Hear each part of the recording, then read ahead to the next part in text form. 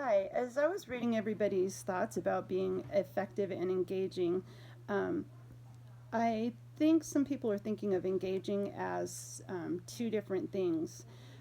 One is engaging or the kids listening, and you could have an engaging lesson where you're doing direct instruction and the kids might be listening. But when I think of engaging, think of engaging where the kids are all out doing an activity, totally interested, wanting to ask questions, just trying to get in there and do things with you, and they're just totally fascinated. Um, and to me, those are two different things. I think that you can still have an effective lesson without being engaging. However, I think the more engaging we can be, the more interesting it is for the kids, and the more hands on they have, the more memorable it will be for them, and it will become just that much more effective.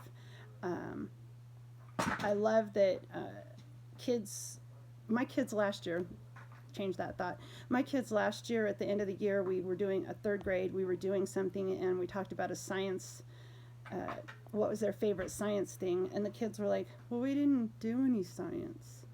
And I think they were thinking of science as big explosions and stuff, and I was like, well, what about the time we made the roller coasters? Oh, that was fun, but that wasn't science. Yeah, it was force and motion. um, so I brought up, what about the time with the race cars, and we did this, and I started bringing up things, and they didn't even realize they were doing science per se. I guess they were thinking, I don't know what they were thinking it was. They learned their stuff and did really good at it, but it was just interesting what stuck in the kids' mind. So when I did my force and motion lesson with the roller coasters, were they engaged? You bet they were working hard at it, trying to make a roller coaster with a loop and a corner and make the marble stay on the track. But in the end, I guess they didn't realize it was a science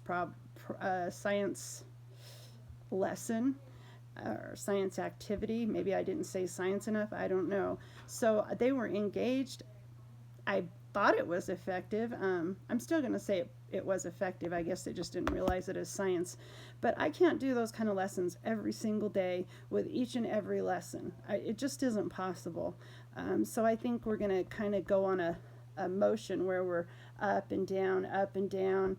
Some days we have kids highly engaged, other days we don't. But hopefully, because we get them engaged on those other days, they will be memorable or want to participate on the days when we're not as engaging.